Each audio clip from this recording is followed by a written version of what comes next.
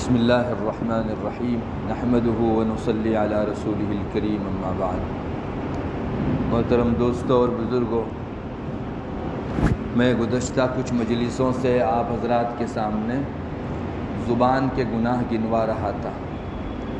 گزشتہ مجلس میں نے جھوٹ کے متعلق آپ کو بتایا، جھوٹ بولنا بھی حرام ہے، گناہ کبیرہ ہے، اور اس کے کرنے کی وجہ سے، جھوٹ بولنے کی وجہ سے انسان کے دل پر ایک داغ لگ جاتا ہے۔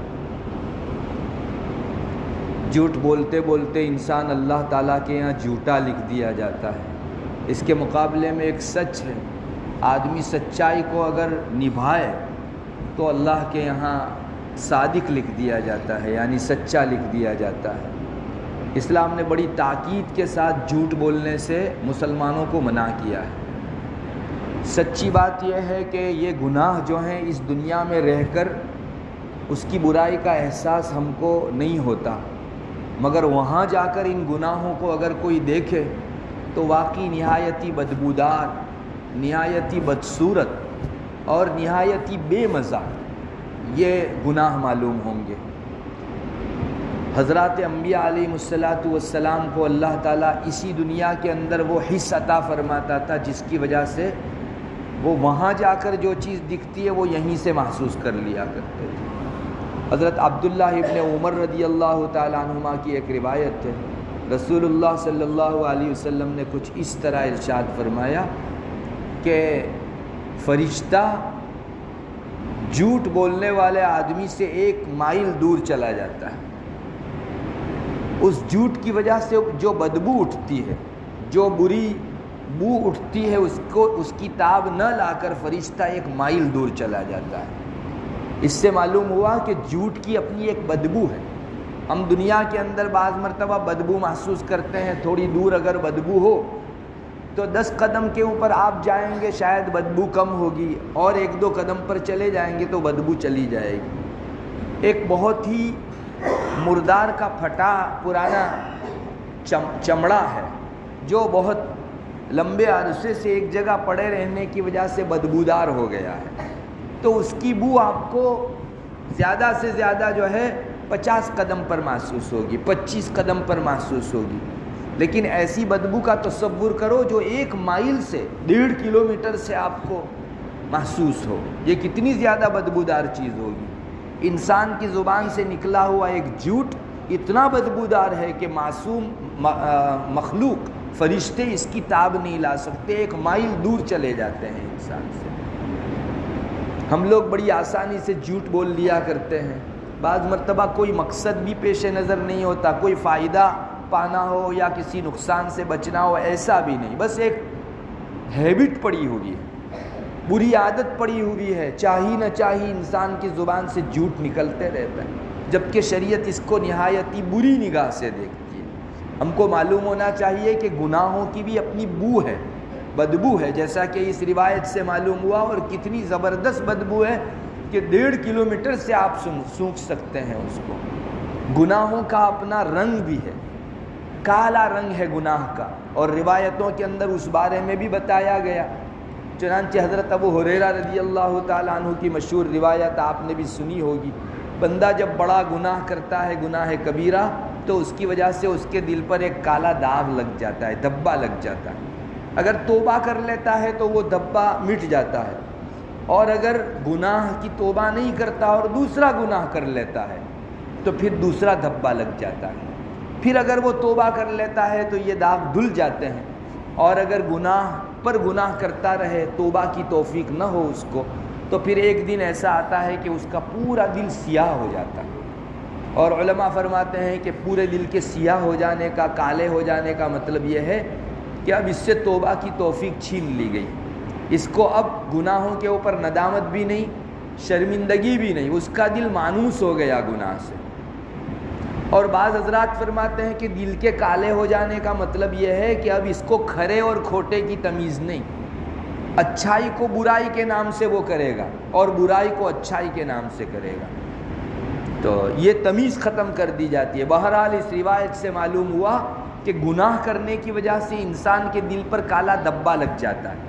ہمارے کپڑے یا بدن کے اوپر اگر داغ لگتا ہے تو اس کے اوپر آپ صابن لگا لو، پانی لگا لو، دھل جاتا ہے، اور اگر بہت ہٹیلا داغ ہو تو اس پر بلیچنگ لگانے سے وہ جو ہے صاف ہو جاوے گا۔ لیکن یہ دل کا داغ ایسا ہے، گناہ کا پڑا ہوا 7 سمندر بہا دو، وہ گناہ جو ہے دھلتا نہیں ہے، وہ دبا جاتا نہیں ہے، یہ توبہ سے ہی جائے گا۔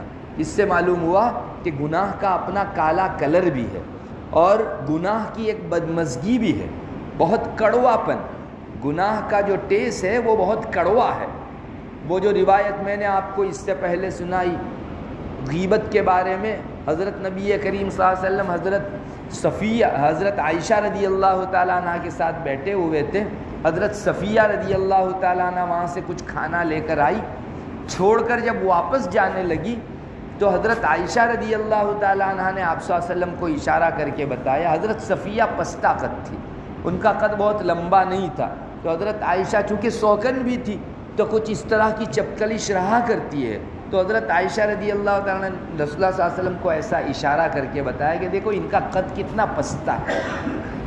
ممکن ہے زبان سے بھی کہا ہو انہوں نے، تو ایک نبی کیسے اس چیز کی تاب لا سکتا تھا، برداشت کر سکتے تھے غیبت کو؟ حضرت نبی کریم صلی اللہ علیہ وسلم نے فرمایا عائشہ تم نے ایسی بات کی کہ اگر سمندر میں ڈال دی جاتی تو پورا سمندر کڑوا ہو جاتا۔ اس سے معلوم ہوا کہ گناہ کا اپنا ایک کڑواپن بھی ہے جو اتنا زبردست اثر رکھتا ہے کہ روئے زمین کے اوپر سب سے بڑی مخلوق سمندر ہے۔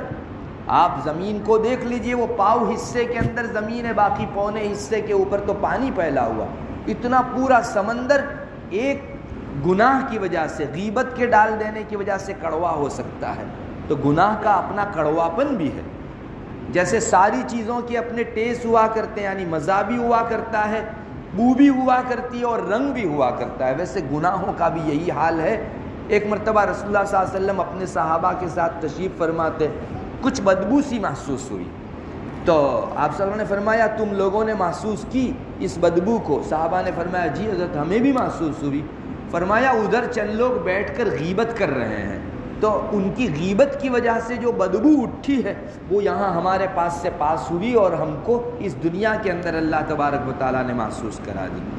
تمام گناہ اپنا ایک اثر رکھتے ہیں، بو، مزہ اور رنگ، تینوں چیزیں گناہوں کے اندر بھی ہے۔ اس روایت میں بھی رسول اللہ صلی اللہ علیہ وسلم یہی فرمانا چاہتے ہیں کہ ہم انسانوں کے سونگھنے کی طاقت، یعنی گناہوں کی بدبو سونگھنے کی طاقت ختم ہے، اس وجہ سے ہم کو اس کا گھناؤنا پن اور سنگینی محسوس نہیں ہوتی، ورنہ معصوم مخلوق فرشتے تاب نہیں لا سکتے اور 1 میل دور چلے جاتے ہیں۔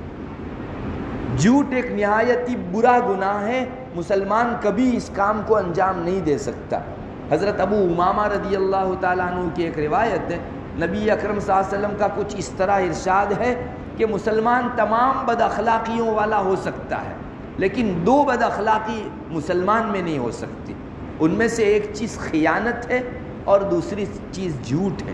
مسلمان ساری بد اخلاقیوں کے اوپر فطرت رکھ سکتا ہے، تمام برے اخلاق اس میں آ سکتے ہیں، لیکن 2 چیزیں نہیں آ سکتی، کسی کی امانت میں خیانت کرنا اور جھوٹ بولنا۔ مسلمان یہ کام کر ہی نہیں سکتا۔ بعض روایتوں کے اندر صحابہ نے گناہ لے کر، نام لے کر پوچھا، جیسے حضرت صفوان ابن سلیم، ان کی روایت کے اندر ہے حضرات صحابہ نے ایک مرتبہ پوچھا نبی کریم صلی اللہ علیہ وسلم کو، حضرت مسلمان بزدل ہو سکتا ہے؟ تو آپ صلی اللہ علیہ وسلم نے فرمایا جی مسلمان بزدل ہو سکتا ہے۔ پوچھا حضرت مسلمان بخیل ہو سکتا ہے؟ فرمایا مسلمان بخیل بھی ہو سکتا ہے۔ صحابہ نے پوچھا حضرت مسلمان جھوٹا ہو سکتا ہے؟ تو آپ نے فرمایا جھوٹا نہیں ہو سکتا۔ معلوم ہوا کہ ایمان کے ساتھ جھوٹ کا میل بالکل نہیں کھا سکتا۔ دوسرے بھی گناہ ہے، جیسے بزدل ہونا بھی ایک بہت بری چیز ہے، مسلمان تو بہادر ہوتا ہے، لیکن ایک مرتبہ کسی مسلمان سے پاسبل ہے کہ اس میں بزدلی آئے۔ اسی طرح کسی مسلمان کے اندر یہ بھی ہو سکتا ہے کہ بزدلی کے علاوہ بخیلی بھی اس کے اندر ہو، لیکن جھوٹ پنا اور ایمان یہ ایک جگہ کبھی جمع نہیں ہو سکتے۔ اس سے ہم کو اس کی سنگینی کا اندازہ ہو سکتا ہے۔ آج ہم کہنے کو مسلمان ہیں، لیکن خیانت اور جھوٹ ہمارے درمیان میں اتنا پھیل چکا ہے، اللہ کی پناہ۔ بعض لوگ کہتے ہیں کہ بعض تجار دوسروں کے ساتھ تو معاملہ کرنے اور اپنا بزنس کرنے کے لیے تیار ہو جاتے ہیں، لیکن مسلمان سے جو ہے دھندا کرنا ہو اور بزنس کرنا ہو تو آدمی 2 مرتبہ سوچتا ہے. حالانکہ اسلام کی تو تعلیم تھی، اسلام نے دونوں چیزوں کو حرام کر دیا تھا، مگر جیسا کہ آپ نے فرمایا پہلے کہ مادیت اور دنیا کی محبت لوگوں پر اتنی غالب آ چکی ہوگی کہ پھر ایک مرتبہ کیا جھوٹ اور کیا سچ، میری تجارت اور دھندا چلنا چاہیے اور میری خیانت میرا بزنس چلنا چاہیے، چاہے مجھ کو خیانت کا سہارا کیوں نہ لینا پڑے. اللہ تعالی حفاظت فرماوے ہماری. کہاں ہمارا نشان تھا کبھی امانت داری اور سچائی، اور آج دونوں کا دامن ہمارے ہاتھ سے چھوٹ چکا اور ہم لوگوں کے مال میں خیانت کرنے لگے، اور بجائے سچ کے جھوٹ بولنا یہ ہمارا شعار ہو چکا.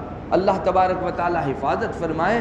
جھوٹ کے اس گناؤنے پن کو ہم کو بار بار محسوس کرنا چاہیے. رسول اللہ صلی اللہ علیہ وسلم نے حضرات صحابہ کے بیچ ایسی تعلیمات دی کہ چاہی نہ چاہی ان سے سچ ہی سرزد ہوتا تھا، چاہنے کے باوجود بھی ان سے جھوٹ سرزد نہیں ہو جاتا تھا. یہ صحابہ کی سیریز بنائی اس لیے کہ بار بار وعیدیں سننے کی وجہ سے اور جھوٹ کی سنگینی کو اپنے کان سے اپنے دل میں اتارنے کے واسطے سے مسلمان کو اس سے ایسی نفرت ہو جاتی ہے جیسے انسان پلیدی سے نفرت کرتا ہے. گوبر کو ہاتھ نہیں لگاتا تو منہ میں انسان جھوٹ بھی نہیں لاتا، لیکن گوبر کی بدبو اور اس کی پلیدی اور نجاست کا تو ہمیں خوب احساس ہے. جھوٹ اس سے بھی زیادہ بری چیز ہے، اس کا احساس ہم کو نہیں ہے. جیسے کفر و شرک ہے، کفر و شرک اتنی بری چیز ہے کہ اگر اس کا احساس ہم کو یہاں ہو جائے تو ہم کسی انسان کے پاس کھڑا رہنا پسند نہ کریں جس میں کفر ہے، جس میں شرک ہے. اس کے پاس آپ بیٹھنا اٹھنا تو کیا کھڑا رہنا بھی پسند نہ کریں. لیکن ہمارے دل کی سونگھنے کی قوت ختم ہو چکی ہے. چنانچہ آج ہم اتنے بے حس ہو چکے ہیں کہ مسلمان غیر مسلم لڑکیوں کے ساتھ جو ہے محبتیں رچاتا ہے اور اس کے ساتھ اٹھتا بیٹھتا ہے، کھاتا پیتا ہے، اور ایسی حالت ہو جاتی ہے کہ نہ پوچھیے بات. آہستہ آہستہ یہ دل مر جاتا ہے. یہ کفر و شرک کی بدبو سے جو ہے ہمارے دل اب ناشنا ہو چکے، ہم لوگوں کو احساس ہی نہیں ہوتا. حالانکہ ہمارے ظاہری ناک کی بو سونگھنے کی طاقت اگر ختم ہو جائے تو انسان 5-10 ڈاکٹر بدلتا ہے. کورونا میں کیا ہوا؟ لوگوں کا ٹیسٹ بدل گیا، کچھ بھی ٹیسٹ ہی نہیں آتا، کوئی خوشبو بدبو کا احساس ہی نہیں ہوتا، تو انسان 50,000 روپے خرچ کر کے اپنا سونگھنے کی طاقت واپس لانے کی کوشش کرتا تھا. لیکن دل کی خوشبو سونگھنے اور بدبو سونگھنے کی کیفیت مر چکی. اس وجہ سے ہمیں اس کا بالکل احساس ہی نہیں ہے. ضرورت ہے کہ ہم جھوٹ کی سنگینی کو بار بار اپنے درمیان لائیں، جبکہ یہ ایک ایسا گناہ ہے جو سارے مذہب کے اندر گناہ سمجھا گیا. کوئی مذہب جھوٹ کو روا نہیں رکھتا. آپ کسی بھی مذہب کو اٹھا لو، سب کے یہاں جھوٹ برا ہی سمجھا گیا ہے.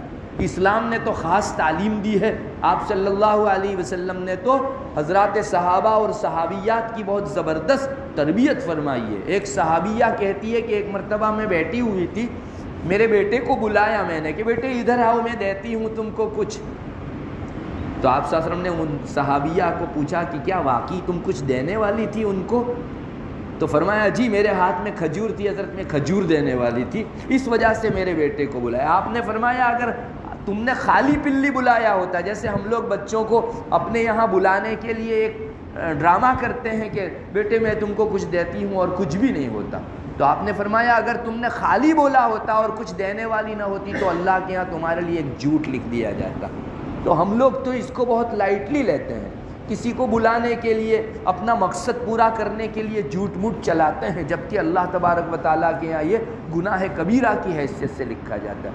اور جب ماحول ہی ایسا بن جائے تو اس وقت جھوٹ سے بچنا بھی ایک بہت بڑا مجاہدہ ہو جاتا ہے. اسی لیے اس کا اجر و ثواب بھی بہت ہے. چنانچہ نبی کریم صلی اللہ علیہ وسلم کا ایک ارشاد حضرت انس رضی اللہ تعالیٰ عنہ روایت کرتے ہیں، جس کا خلاصہ یہ ہے کہ کسی انسان نے جھوٹ بولنا چھوڑ دیا حالانکہ وہ باطل پر تھا، تو اللہ تعالیٰ جنت کے کنارے کے اوپر اس کو گھر عطا کریں گے. موقع تھا، جھوٹ بولتا تو بہت سارے روپیے پا لیتا، بہت ساری چیزیں بٹور لیتا، سامنے والے آدمی کے مقابلے میں مقدمہ جیت جاتا.